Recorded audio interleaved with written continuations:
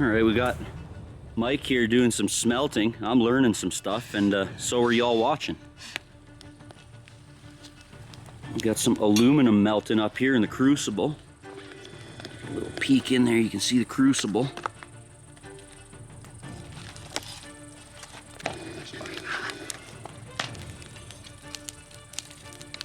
Holy shit. See, we got a couple molds there. We're gonna try and pour this into those molds.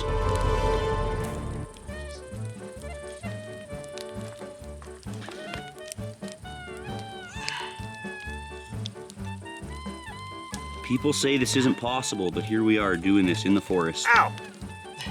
Wood fire, all wood fire. There's no coal, there's no propane, there's no forced oxygen, none of that. Just coal. Or just wood. Damn it.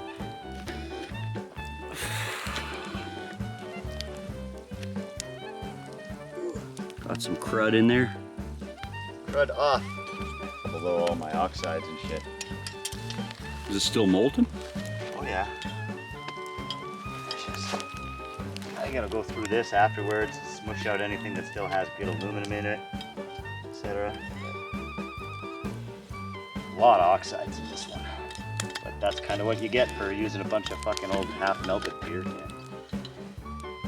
A bunch of this was half-melted leftovers from last year's. Just let that sit.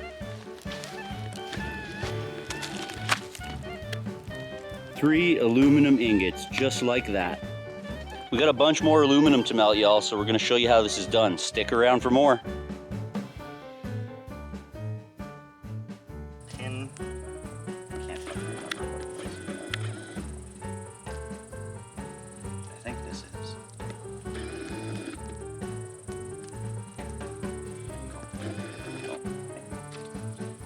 Going up the old crucible.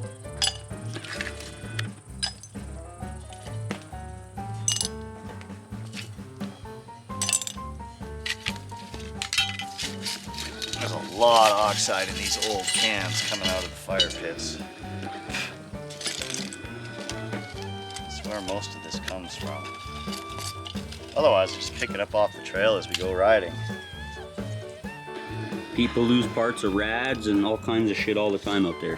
Busting. The most popular piece that I find is the ends of handlebar levers, or sorry, your brake and clutch levers. A lot of shit though.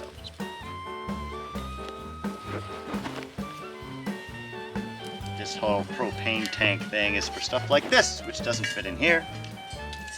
This whole thing goes in the fire, and it melts through the bottom, right into the mold. One of the ingots. Can't put that into there, so that goes in there. This won't stay in there, so that goes in there. That's garbage, that goes in there. If y'all are wondering, that's a roll of aluminum foil and a piece from a shovel. Yeah, Princess Auto aluminum shovel special. That's Harbor Freight for those of you in the US. Ah, yes. The old differences. Put no plastic in there. You can, but it's not going to make very pleasant burn.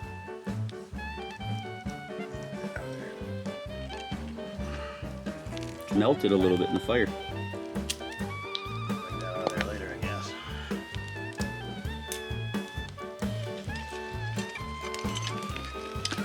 Put my gloves on so I don't burn my hands. Which you already did once.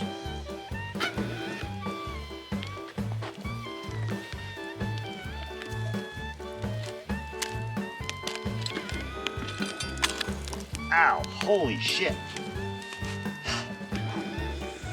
That's hot.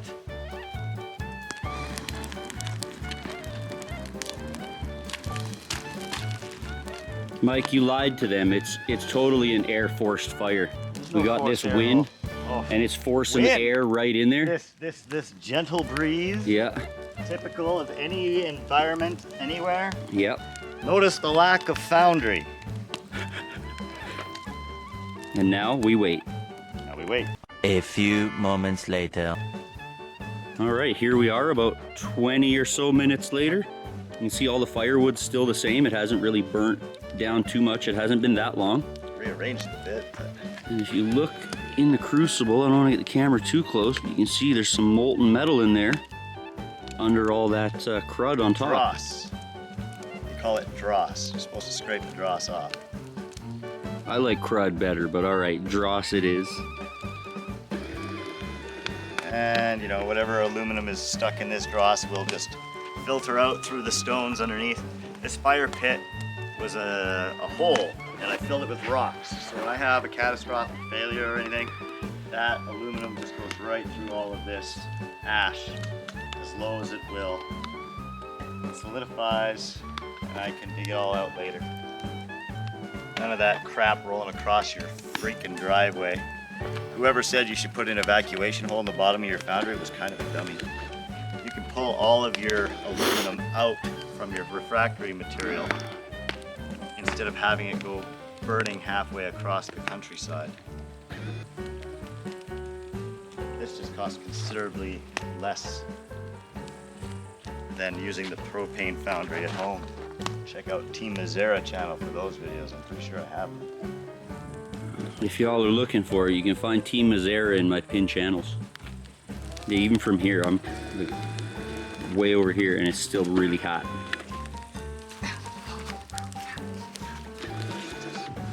Whew. It'll burn. Didn't even touch anything. I'm in danger. We're gonna give away a chunk of smelted aluminum to one of our subscribers, so make sure you get down into the comments and... Special ingot. What are we making them say in the comments? Special ingot? Special ingot. All right, you have to include special ingot in your comment, folks. And the winner will get one of our special ingots. You might even stamp it with something. No, it'll be stamped. Otherwise, it's nothing.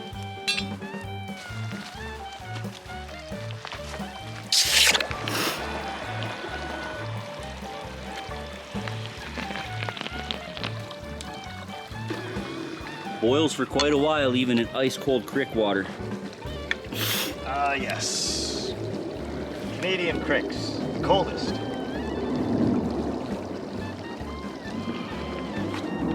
See that? This was the dirty one, and that's what happened to all that ash and shit that was in there. Just washed right off. Just gone. No big deal. The one on the bottom is the one we did earlier and put it in the creek with the steel mold. The one on top is the one we just showed you.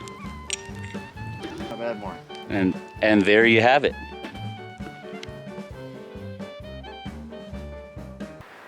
Spending most of my time picking out the natural impurities. That's what happens when you collect clay from the side of the hill, some sand from the beach, and try to make green sand. Dog hair. Tree bark. Pine needles falling out of the trees out here like wild. I'm almost there. I think a little bit more is good.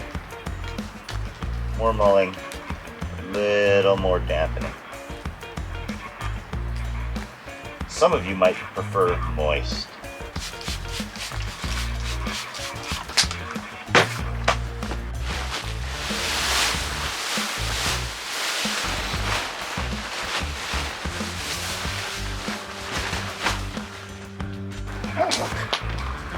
Disintegrating tart particles. All these little balls are all clay. Gotta break them up and then grind them into the sand. If your clay has too high of a tack, it won't work. This clay just it happens to be just perfect, and it's right at our camp.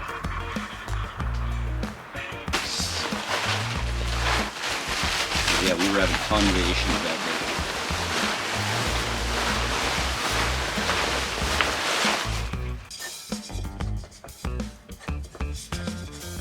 All right, so we're getting ready to do a casting. What are we casting here, Mike? This is my clutch cover. See, it has holes. There's another one here. Epoxy is my friend. I'm not even gonna remove the epoxy. I'm just gonna do it up. These are like $100.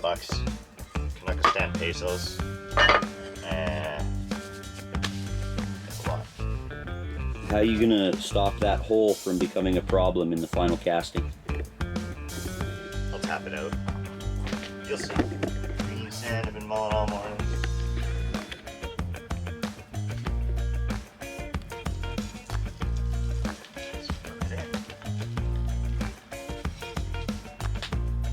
It's not going to be the prettiest casting in the world. I don't care. Pretty is not my forte. But that is magnesium, and we're going to make it aluminum so we can actually fix it if it breaks. That's right.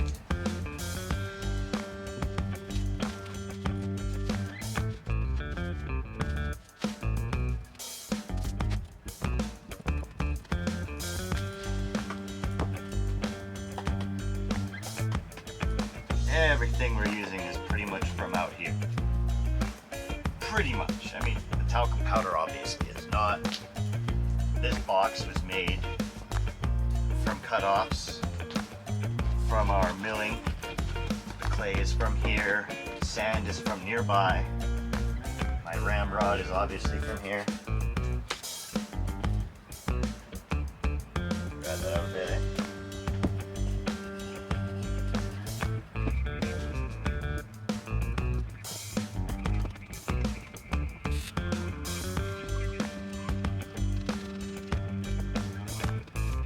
Holes, so that's fine. I don't think they're going to cast anyway. Check on that other project.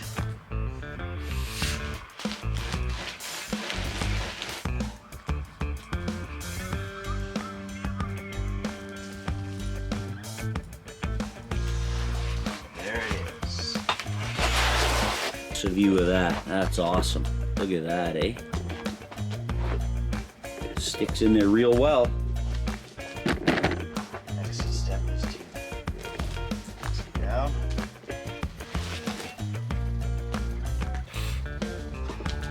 We got roughly 10 minutes-ish before I got to change the battery. Fine. Should I'm be gonna enough. check on fire here in half a second once this is all done.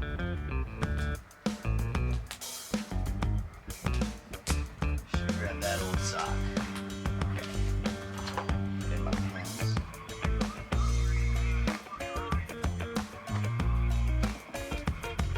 Working right out in the sun, so of course that's not the best, but it is what it is now. You need to kind of be either full sun or full shade to get a good picture of what's going on with the camera. Yeah, it's just not good for the production of what we're doing. I hear you.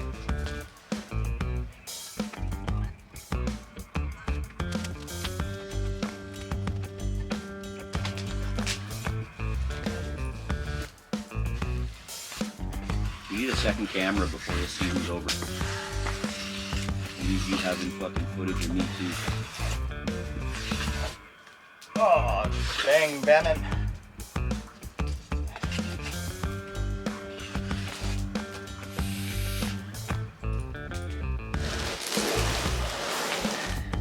Gonna do our finishing work.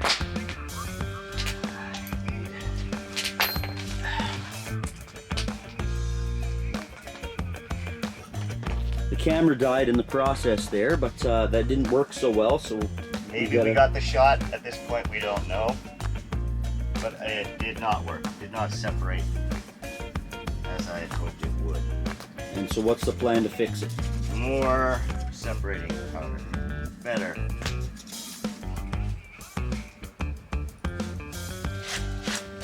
Here we go with the big reveal.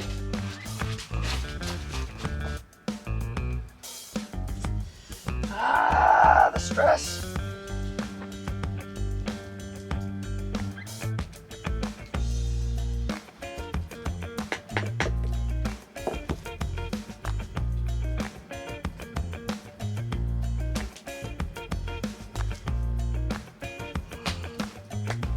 You did too good of a job, Mike.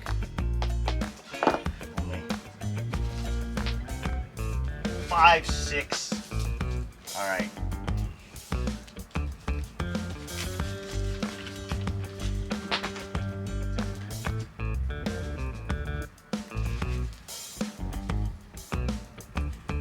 What do you do when your shit's fucked up? I don't know. Try something. Casting and swearing, yee-hoo! Work. It'll tell me if smashing it harder was my problem.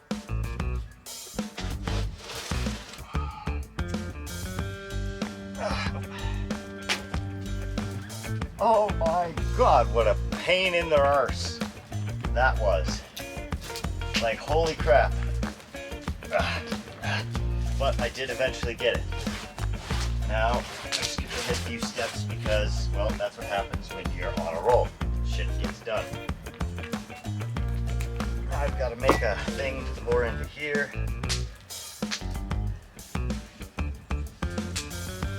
There's supposed to be a vent here somewhere in the middle. Everything was ready. It came in at just the right time.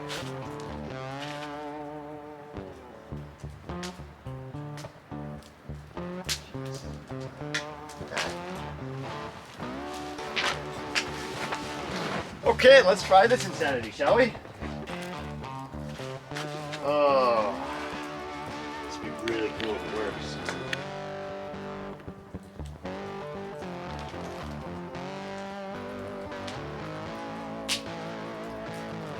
Oh yeah, it's coming out the other side. And out the side. Damn it! How do I stop this?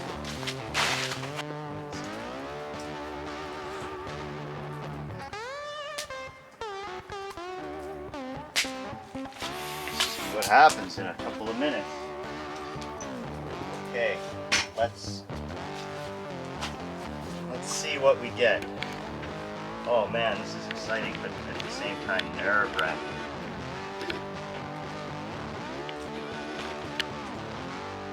Oh my god. Mike, you gotta show the camera. No, it's for me only, and there you go. There's a hole. A big, massive hole. Yeah. Right here. Probably because I lost pressure. But that's close. That was close. Wow. Yeah. The sand is going to be much better after this. Let's pop it all out. Bet you it's hotter than else. Wow. This is by far my best result. This is way better than the actual bentonite clay green sand that I bought for the store. Oh, I was so close. So close to nailing it.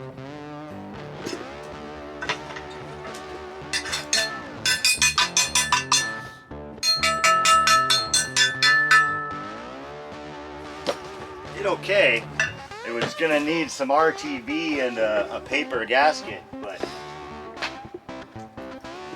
not bad. I did not use the colander screen to sift the sand for the first piece, for the first half. Show us the side by side.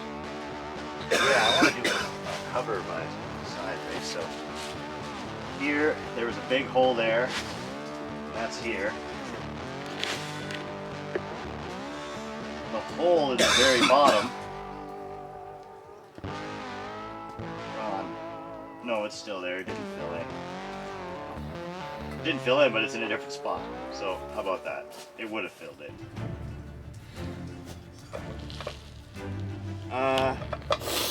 You know, it just might work. I might keep it as just a first time attempt trophy. Wow, what a good attempt. Oh, I'm excited. I can't wait to try this again later this afternoon. I'm not giving up. I'm not giving up.